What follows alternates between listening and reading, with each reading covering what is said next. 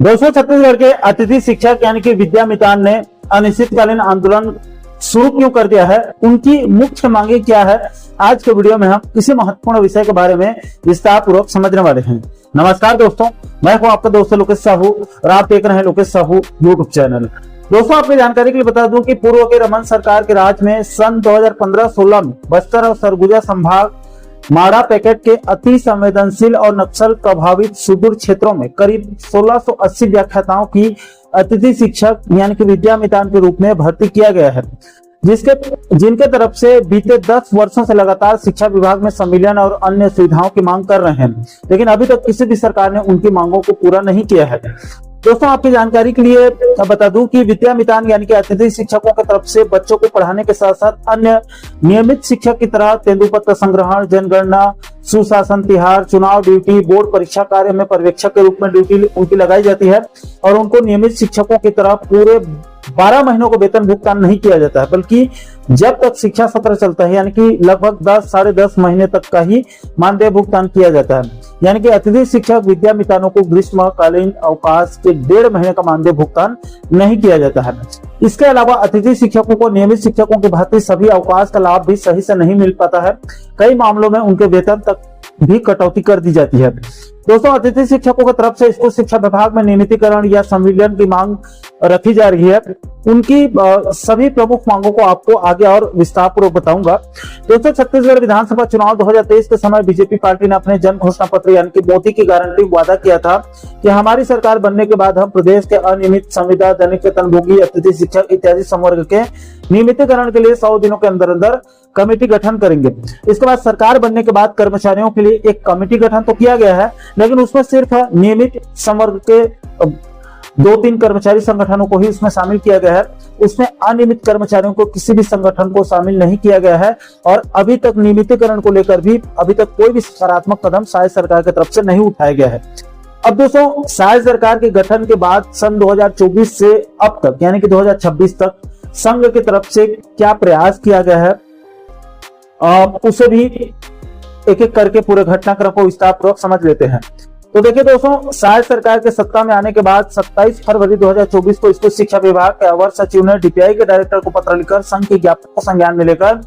DPI से अतिथि शिक्षकों के संविलियन के संबंध में स्पष्ट अभिमत प्रस्ताव को उपलब्ध कराने के निर्देश दिए गए थे। इसके बाद दोस्तों, रायपुर नगर उत्तर विधानसभा क्षेत्र के विधायक पुरंदर मिश्रा जी ने 15 जुलाई 2024 को स्कूल शिक्षा विभाग के सचिव को पत्र लिखकर अतिथि शिक्षकों को ग्रीष्मकालीन अवकाश के वेतन प्रदान करने और सरकारी कर्मचारियों के समान अवकाश प्रदान करने के साथ साथ उनका पदनाम बदलकर अतिथि शिक्षक से बदलकर उसको व्याख्याता विषय करने की मांग रखी गई है, क्योंकि पदनाम परिवर्तन करने में शासन को कोई वित्तीय भार भी नहीं आएगा।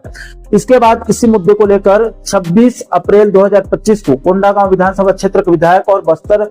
क्षेत्र आदिवासी विकास प्राधिकरण के उपाध्यक्ष लता उसेंडी जी ने भी स्कूल शिक्षा विभाग के सचिव को पत्र लिखकर राज्य अतिथि शिक्षकों को ग्रीष्मकालीन अवकाश का मानदेय भुगतान करने और सरकारी कर्मचारियों के समान समस्त अवकाश का लाभ प्रदान करने और साथ ही साथ पदनाम परिवर्तन करके व्याख्याता विषय करने के लिए आवश्यक कार्रवाई करने की अपील किया गया था। इसके बाद इसी मैटर को लेकर दुर्ग ग्रामीण विधायक और छत्तीसगढ़ राज्य ग्रामीण एवं अन्य पिछड़ा वर्ग क्षेत्र विकास प्राधिकरण के उपाध्यक्ष ललित चंद्राकर जी ने 11 मई 2025 को स्कूल शिक्षा विभाग के सचिव को पत्र लिखकर इन्होंने भी राज्य अतिथि शिक्षकों के मांगों के संबंध में आवश्यक कार्रवाई करने के लिए इनका पूरा पत्र स्कूल शिक्षा विभाग के सचिव के पास फॉरवर्ड किया गया था। इसके बाद दोस्तों, इसी मैटर को लेकर इसके अगले दिन 12 मई 2025 को दुर्ग शहर के विधायक गजेंद्र यादव जी, तब वो शिक्षा मंत्री नहीं बने थे, उन्होंने स्कूल शिक्षा विभाग के सचिव को पत्र लिखकर राज्य अतिथि शिक्षक विद्यामितान संघ के प्रदेश अध्यक्ष राकेश साहू के पत्र अनुसार नियमितीकरण, अवकाश और पदनाम परिवर्तन जैसे 4 सूत्रीय मांग रखी थी। संघ के पत्र अनुसार आवश्यक कार्रवाई करने की मांग की गई थी, लेकिन आज गजेंद्र यादव जी खुद शिक्षा मंत्री होने के बाद इस मुद्दे को भूल चुके हैं। इसके अलावा उसी दिन 12 मई 2025 को दंतेवाड़ा विधानसभा क्षेत्र के विधायक चैतराम अटामी ने भी स्कूल शिक्षा विभाग के सचिव को पत्र लिखकर छत्तीसगढ़ राज्य अतिथि शिक्षक संघ के प्रतिनिधियों ने उनसे आग्रह किया था कि अतिथि शिक्षकों को ग्रीष्मकालीन अवकाश का मानदेय भुगतान किया जाए और सभी सरकारी कर्मचारियों को तर्ज पर अवकाश प्रदान करते हुए उनका पदनाम को बदल के अतिथि शिक्षक को बदलकर व्याख्याता करने का निवेदन किया गया है। इस मुद्दे पर आवश्यक कार्रवाई करने के लिए अपील किया गया था। इसके बाद रायपुर लोकसभा क्षेत्र के सांसद और पूर्व शिक्षा मंत्री बृजमोहन अग्रवाल जी ने 13 मई 2025 को तब वो शिक्षा मंत्री पद से हट चुके थे और शिक्षा मंत्रालय खुद सीएम साय देख रहे थे। उस समय बृजमोहन अग्रवाल जी ने 13 मई 2025 को मुख्यमंत्री विष्णुदेव साय जी को पत्र लिखकर राज्य अतिथि शिक्षक विद्यामितान के 4 सूत्रीय मांगों को पूरा करने की अपील किया गया था। दोस्तों, इसमें भी सोचने वाली बात यह है कि बृजमोहन अग्रवाल जी के पास तो शुरुआत में खुद उनके पास स्कूल शिक्षा विभाग था, उसके बाद भी वो अतिथि शिक्षकों की मांगों को पूरा नहीं कर पाए या फिर पूरा नहीं करना चाहते थे। ये भी अपने आप में बड़ा सवाल है। इसके बाद इसी मैटर को लेकर पूर्व सीएम और वर्तमान विधानसभा अध्यक्ष डॉक्टर रमन सिंह जी ने भी 15 मई 2025 को स्कूल शिक्षा विभाग के सचिव को पत्र लिखकर प्रांतीय अतिथि शिक्षक विद्यामितान संघ छत्तीसगढ़ के प्रदेश अध्यक्ष राकेश कुमार साहू जी ने राज्य अतिथि शिक्षक विद्यामितान के मांगों के संबंध में ज्ञापन प्रस्तुत किया था उनको। इसलिए रमन सिंह जी ने स्कूल शिक्षा विभाग के सचिव को उस पत्र को फॉरवर्ड करके प्रतिनिधि मंडल की मांग का परीक्षण करके नियम अनुसार कार्यवाही करने की अपील किया गया था। इसके बाद इसी मुद्दे को लेकर इसके एक सप्ताह बाद 22 मई 2025 को पूर्व नेता प्रतिपक्ष और बिल्हा विधायक धर्मलाल कौशिक जी ने मुख्यमंत्री विष्णुदेव साय जी को पत्र लिखकर राज्य अतिथि शिक्षक विद्यामितान संघ के सदस्यों के द्वारा मांग किया गया है और उनके पक्ष में बिलासपुर हाईकोर्ट में भी निर्णय दिया गया है। इसलिए उनके मुद्दों पर आवश्यक कार्यवाही करने के लिए सीएम से अपील किया गया था। इसके 4 दिन बाद महासमुंद विधानसभा क्षेत्र के विधायक योगेश्वर राजू सिन्हा जी की तरफ से भी 26 मई 2025 को स्कूल शिक्षा विभाग के सचिव को पत्र लिखकर राज्य अतिथि शिक्षकों की तरफ से ग्रीष्मकालीन अवधि का मानदेय प्रदान करने और सभी सरकारी कर्मचारियों को समान अवकाश प्रदान करने और पदनाम परिवर्तन करके व्याख्याता विषय करने की मांग किया गया है। इसलिए राज्य अतिथि शिक्षकों के मांगों के संबंध में आवश्यक कार्यवाही करने के लिए पत्र को स्कूल शिक्षा विभाग को जो है वो फॉरवर्ड किया गया है। इसके बाद दोस्तों, इसके अगले दिन 27 मई 2025 को मुख्यमंत्री सचिवालय के अवर सचिव ने स्कूल शिक्षा विभाग के भार साधक सचिव को एक पत्र लिखकर निर्देश देते हुए कहा था कि बिल्हा विधायक धर्मलाल कौशिक जी ने अतिथि शिक्षकों के मुद्दों को लेकर 22 मई 2025 को मुख्यमंत्री को जो पत्र लिखा था, जिसको कुछ देर पहले आपको बता चुका हूं, चूंकि वो मामला स्कूल शिक्षा विभाग से जुड़ा हुआ है, इसलिए उस पत्र को स्कूल शिक्षा विभाग को फॉरवर्ड करते हुए उस पर आवश्यक कार्रवाई करके मुख्यमंत्री जनदर्शन के वेबसाइट में अपलोड करने के भी निर्देश दिए गए हैं। इसके बाद दोस्तों, इसी मुद्दे को लेकर 2 दिन बाद यानी कि 29 मई 2025 को स्कूल शिक्षा विभाग के अवर सचिव ने डीपीआई के डायरेक्टर को पत्र लिखकर राज्य अतिथि शिक्षकों के नियमितीकरण या संविलियन या समायोजन के संबंध में अलग अलग विधायक, सांसदों और अन्य जनप्रतिनिधियों ने जो स्कूल शिक्षा विभाग के सचिव को पत्र लिखे हैं, उसको परीक्षण करा के अभिमत सहित प्रस्ताव को उपलब्ध कराने के निर्देश दिए गए थे। इसके बाद दोस्तों, इसी मैटर को लेकर, इसी मुद्दे को लेकर इसके अगले महीने 26 जून 2025 को स्कूल शिक्षा विभाग के अवर सचिव ने डीपीआई के डायरेक्टर को पत्र लिखकर अलग अलग विधायक और जनप्रतिनिधियों के साथ साथ मुख्यमंत्री सचिवालय की तरफ से भी राज्य अतिथि शिक्षकों की समस्याओं को लेकर जो पत्र प्राप्त किए गए हैं, उनका अच्छे से परीक्षण करके आवश्यक कार्यवाही करने के निर्देश दिए गए थे। इसके बाद दोस्तों, इसी मुद्दे को लेकर 27 अगस्त 2025 को भारतीय जनता पार्टी छत्तीसगढ़ के प्रदेश अध्यक्ष और जगदलपुर विधानसभा क्षेत्र के विधायक किरण देव जी ने स्कूल शिक्षा मंत्री गजेंद्र यादव जी को, तब तक वो शिक्षा मंत्री बन गए थे गजेंद्र यादव जी, तो उनको पत्र लिखकर राज्य अतिथि शिक्षा कल्याण संघ के तरफ से संविलियन या समायोजन की मांग की गई है, जिस पर अग्रिम कार्यवाही करके अनुशंसा भेजने की अपील किया गया था। इसके बाद इसी मैटर को लेकर 6 सितंबर 2025 को कांकेर विधानसभा क्षेत्र के विधायक आसाराम नेताम जी ने भी स्कूल शिक्षा विभाग के सचिव को पत्र लिखकर राज्य अतिथि शिक्षक विद्यामितानों की तरफ से ग्रीष्मकालीन अवधि का मानदेय भुगतान करने और सरकारी कर्मचारियों के समान सभी अवकाश प्रदान करने और अतिथि शिक्षक विद्यामितान वाले पदनाम को बदलकर व्याख्याता विषय करने की मांग रखी गई है, जिस पर नियम अनुसार कार्यवाही करने की अपील किया गया था। इसके बाद इसी मैटर को लेकर स्कूल शिक्षा विभाग टी संवर्ग यानी कि ट्राइबल संवर्ग की तरफ से 6 अक्टूबर 2025 को सूचना के अधिकार के तहत एक पत्र जारी किया गया है। उसमें भी यहाँ पर साफ साफ कहा गया है कि राज्य अतिथि शिक्षक विद्यामितान कल्याण संघ की तरफ से 4 सूत्रीय मांग रखी गई है। इसके बाद इसी मैटर को लेकर 14 अक्टूबर 2025 को स्कूल शिक्षा विभाग के अवर सचिव ने डीपीआई के डायरेक्टर को पत्र लिखकर मोदी की गारंटी अनुसार राज्य अतिथि शिक्षक को संविलियन या नियमितीकरण करने का वादा किया गया था। इस प्रकरण पर आवश्यक कार्यवाही करके पूरी जानकारी को सुशासन तिहार पोर्टल में जो है वो पोर्टल में अनिवार्य रूप से अपलोड करने के निर्देश दिए गए थे। इसके बाद इसी मैटर को लेकर 23 अक्टूबर 2025 को महिला एवं बाल विकास तथा समाज कल्याण विभाग के नियुक्त सहायक ओम प्रकाश की तरफ से स्कूल शिक्षा विभाग मंत्री के विशेष कर्तव्यस्थ अधिकारी को पत्र लिखकर राज्य अतिथि शिक्षक विद्यामितानों के संविलियन या नियमितीकरण मुद्दे पर आवश्यक कार्यवाही करने की अपील किया गया था। इसके बाद दोस्तों, इसी मैटर को लेकर छत्तीसगढ़ के कौशल विकास तकनीकी शिक्षा एवं रोजगार मंत्री गुरु सुखवंत साहेब जी ने स्कूल शिक्षा मंत्री गजेंद्र यादव जी को पत्र लिखकर अपील किया था कि अतिथि शिक्षक विद्यामितान संघ के प्रदेश अध्यक्ष की तरफ से अतिथि शिक्षक विद्यामितानों के मुद्दों के संबंध में ज्ञापन सौंपा गया था। इसलिए प्रतिनिधि मंडल के मांगों का परीक्षण करके नियमानुसार उचित कार्यवाही करने की मांग रखी गई थी। इसके बाद दोस्तों इसी मैटर को लेकर अभी 2026 में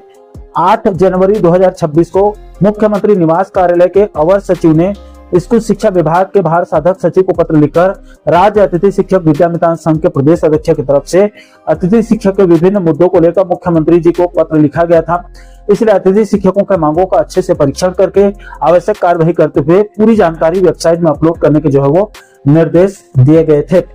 इसके बाद दोस्तों इसी मामले को लेकर, इसी मुद्दे को लेकर छत्तीसगढ़ पर्यटन संस्कृति धार्मिक न्यास मंत्री राजेश अग्रवाल जी ने अभी बीते 10 अप्रैल 2026 को 2-3 महीना पहले ही 10 अप्रैल 2026 को स्कूल शिक्षा विभाग के सचिव को पत्र लिखकर राज्य अतिथि शिक्षक विद्यामितान के नियमितीकरण, संविलियन या समायोजन मुद्दे पर संघ की तरफ से उनसे अपील किया गया था, जिस पर नियमानुसार आवश्यक कार्यवाही करने की जो है वो अपील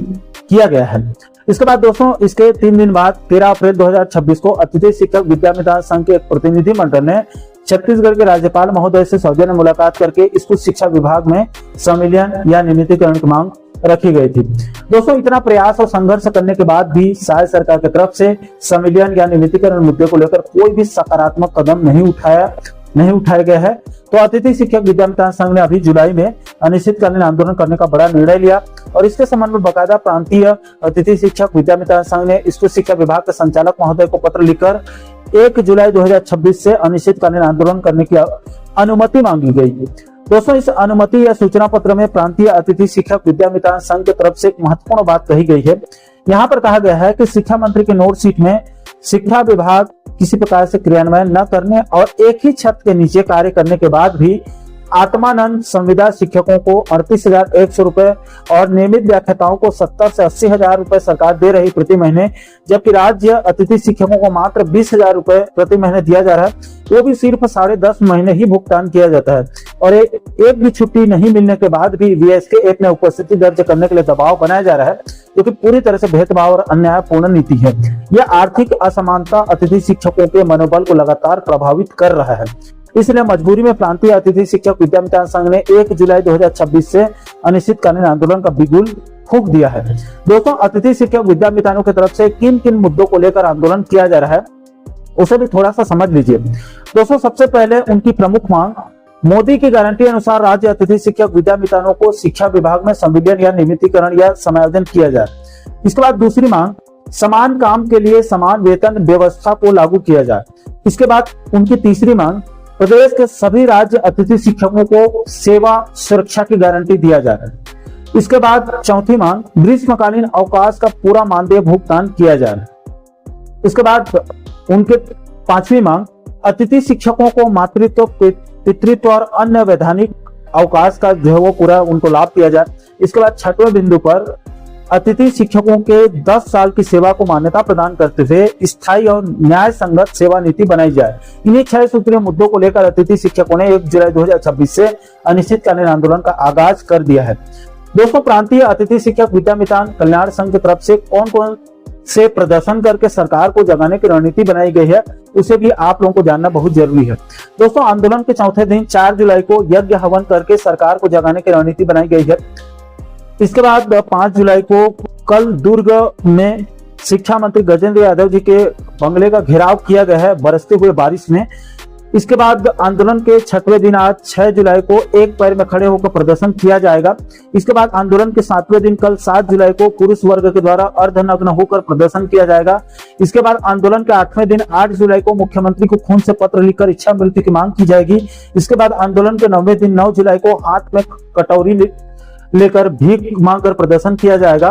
दोस्तों प्रांतीय अतिथि शिक्षक विद्यामितान कल्याण संघ ने प्रण किया है कि जब तक उनकी मांगे खास करके संविलियन नियमितीकरण की मांग पूरी नहीं हो जाती है तब तक उनका अनिश्चितकालीन आंदोलन जो है वो इसी प्रकार से आगे भी जारी रहेगा। दोस्तों स्कूल शिक्षा मंत्री गजेंद्र यादव जी को इस गंभीर मुद्दे को संज्ञान में लेकर बीते 10 वर्षों से बस्तर, सरगुजा जैसे नक्सल प्रभावित इलाकों में कम मानदेय में, कम वेतन में काम कर रहे शिक्षा का अलग जगाने वाले अतिथि शिक्षकों के पीड़ा को संज्ञान में लेकर जल्द से जल्द उनके नियमितीकरण या संविलियन मुद्दे पर तत्काल कोई सकारात्मक कदम उठाकर उनके लिए रास्ता साफ करना चाहिए, ताकि वो बिना आर्थिक दबाव के प्रसन्न मन से खुशी खुशी बच्चों को अच्छी गुणवत्तापूर्ण शिक्षा दे सके। दोस्तों, आप अंत में जाते जाते इस आंदोलन से जुड़े कुछ वीडियो क्लिप्स को भी आप आगे देख सकते हैं।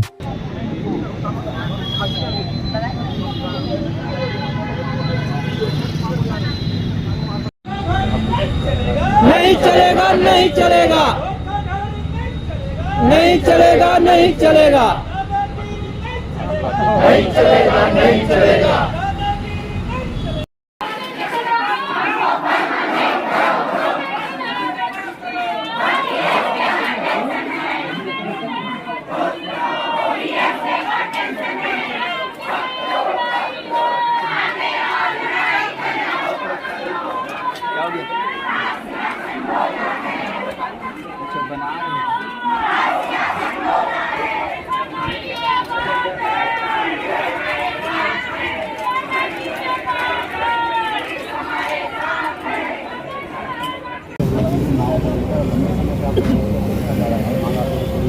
क्या बाधा आ रही है? लगातार हम लोग 10 वर्ष से राज्य में काम कर रहे हैं। बस्तर और आदिवासी अंचल जितने समस्या है, आदिवासी अंचल में बच्चों का भविष्य सुधार है, परंतु हमारे भविष्य का ठिकाना नहीं है। सरकार आती है जाती है, परंतु हमारे भविष्य का ठिकाना नहीं होता है। और ये अनिश्चितकालीन आंदोलन का हम लोग का दूसरा दिन है और दूसरा दिन है, और ये लगातार आंदोलन जब तक चलता रहेगा जब तक हमारी मांग को पूरा नहीं होगा। पिछली बार भी आप लोग हड़ताल में बैठे थे, उसके बाद फिर लगातार हम लोग शिक्षा मंत्री, माननीय शिक्षा मंत्री जी से मिल रहे हैं, परंतु वो बोल रहे हैं नोटशीट जारी किया है, नोटशीट जारी किया है, परंतु नोटशीट का आता पता दिखाई नहीं दे रहा है। अभी एक नया BSK लॉन्च किए हमारे शिक्षा मंत्री जी, हम लोगों को एक भी छुट्टी नहीं मिलता है। BSK का हम लोग पालन करते हैं। एक दिन का बच्चे का तबीयत खराब हो गया, बूढ़े माँ बाप का तबीयत खराब हो गया तो फिर उसका वेतन काट दिया जाता है। ऐसे बड़ा विचित्र स्थिति है हम लोग का, इसलिए आज आकर के हम लोग अभी नौकरी में समस्या तो नहीं है, आप लोग जॉब में समस्या नहीं है, सिर्फ आप लोग नियमितीकरण चाहते हैं। नियमितीकरण चाहते हैं, कोई आपको निकाल तो नहीं रहा है? निकाल नहीं रहा है। दिक्कत यह है सर कि हमको कोई छुट्टी नहीं मिल रहा है, हमको सही वेतन नहीं मिल पा रहे। आप सोचो हम लोग दुर्ग भिलाई के निवासी हैं और बस्तर और सरगुजा जाके पढ़ा रहे हैं, 20,000 में वेतन में पढ़ा रहे हैं हम लोग, जहाँ एक वही स्कूल में किसी को 80,000, किसी को 1.5 लाख रुपये मिल रहा है, उनको छुट्टी मिल रहा है और हमको एक भी छुट्टी नहीं मिलता है। यदि हमारा बाप खत्म हो गया, माँ खत्म हो गया, 2-4 दिन का छुट्टी अगर ले लिए तो उसका भी वेतन काट लेते हैं। अल्प वेतन में जी रहे हैं, उसका भी आप वेतन काटोगे तो इससे बड़ा दुर्भाग्य। और संख्या है 15 1535